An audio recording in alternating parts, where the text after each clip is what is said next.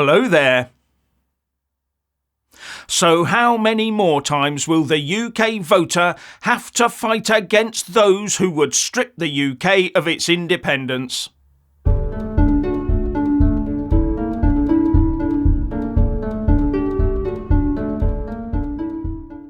The Labour Party Chancellor of the Exchequer in waiting, Rachel Reeves, has promised to boost UK ties with the European Union by improving the Boris Johnson Brexit deal, thus proving how naive she really is, or proving how naive she thinks the UK electorate is.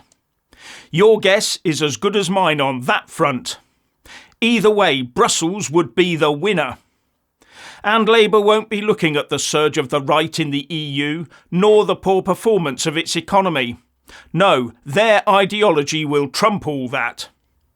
David Cameron tried to deal with the EU, and so did Theresa May, and so did Boris Johnson. And they all fell foul of a Brussels hierarchy that negotiates ruthlessly for itself. Not for the good of the EU member states, but for the good of its own geopolitical ambitions. The European Union as a body uses its claim to be a trade body to ever extend its true ambition to be the European sovereign state, with the likes of France and Germany, and yes, the UK, being mere council areas within it. So any UK negotiations with the EU will involve give and take. And most of the give will be from the Labour negotiators, and most of the take will be on the part of Brussels. Especially given the pro-EU beliefs of the major characters within Labour. They will quite enjoy empowering Brussels over London, because they will be rubbing Brexiteers' noses in remoaning. Now, the Eurocrats won't mind too much if the UK does win a few minor trade concessions, like a bit of extra UK benefiting trade within the bloc. But only as long as it means the UK acceding to strategic sovereignty-sapping agreements as part of it. And one of their big demands will, no doubt, be to once again be given the absolute right to stampede across our fishing grounds. Fishing became a totemic Brexit issue, and it might well again under Labour still be. And any concessions the EU makes will be on the basis that the ECJ has jurisdiction over those areas once again. This will be EU single market and customs union membership by Labour salami slicing the UK economy up. All the more easy for the EU to be the ones to take back control. And will Labour be able to resist the offer of freedom of movement? Starmer and his team said they won't consider it. But that's assuming Starmer will still be leading Labour in a few months or a year's time. But now throw into the mix the fact that the Labour Shadow Defence Secretary John Healey has also said that he wants to talk to the EU about some form of new defence agreement. And were Labour to do a backroom deal and sign us up to such a defence deal, which direction do you think the authority over UK defence forces would travel?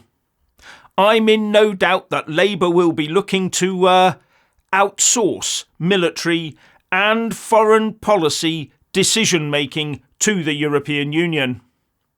To the point that the currently 2% of GDP that we spend on defence for NATO membership purposes would have to be spent within the EU's own weapons procurement system.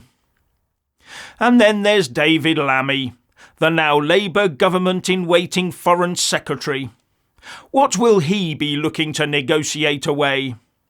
Our colonial occupation of Gibraltar, perhaps? Via a Schengen area agreement or some sort of joint airport agreement? They will no doubt see this as part of some sort of defence partnership with the EU, given Gib's strategic position. David Lammy has already stated that European security will be Labour's foreign policy priority. And that, as part of a new geopolitical partnership, Labour will seek closer coordination with the EU on military, economic, climate, health, cyber and energy security issues.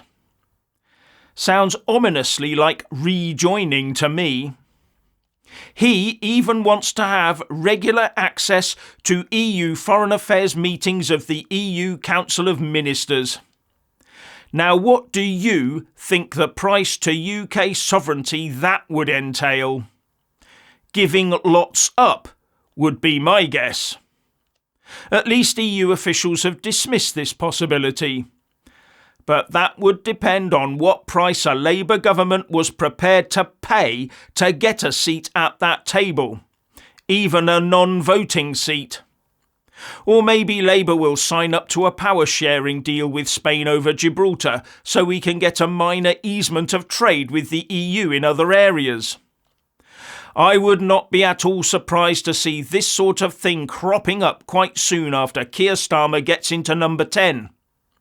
At the end of the day, though, the EU has stated quite unambiguously that they are perfectly happy with the Brexit trade deal as it stands, and has no intention to renegotiate anything.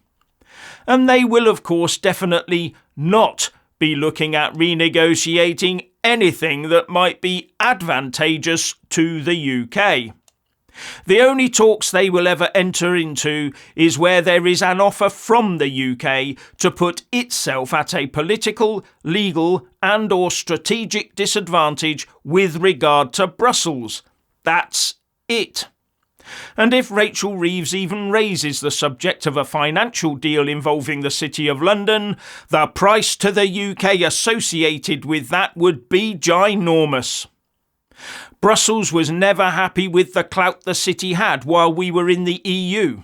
They will balk at any agreement that does not put the city back inside their sphere of control. All this Labour talk about a better deal with the EU is hot air, unless they have had quiet, preliminary chats with the EU on what control the UK will be prepared to cede to Brussels in order to get some minor improvements in the Brexit deal. As far as I can see, all that Keir Starmer and his Labour Party will be doing is fighting against UK independence all over again. Any proposal for better trade with the EU will be stonewalled unless it encompasses a handover of some UK independence and sovereignty to Brussels, because that is the only language that Eurocrats speak. It amounts to this. Brussels will demand that the UK signs up to permanent dynamic alignment with EU rules to gain minor trade concessions. And the only court able to decide if we had obeyed or broken those EU rules will be, you guessed it, the EU's own European Court of Justice, the ECJ. Disentangling ourselves from the EU is proving messy enough, mostly down to the scorched earth rearguard action of our body politic, from the Commons to the Lords to the Westminster Mandarins. But re-entangling ourselves will prove to be an absolute nightmare. But remember, every little sovereignty-sapping agreement that Labour makes will also be trumpeted as a boost for the UK, because it would ease the strains on the UK internal market of the Northern Ireland Protocol. And further remember that the first vote of the Northern Ireland Assembly on the continuation of that protocol is due to take place in December this year, 6 months' time, 4 years after the end of the transition period. And in the unlikely event that the protocol is rejected, then the whole thing is up for renegotiation. But with Sinn Féin and the Alliance holding 44 of the 77 Stormont seats, there is very little likelihood of that occurring. The most likely outcome is another vote in 4 years' time. Anyway, final analysis. You thought Brexit was over. It's not. It's about to enter a new phase.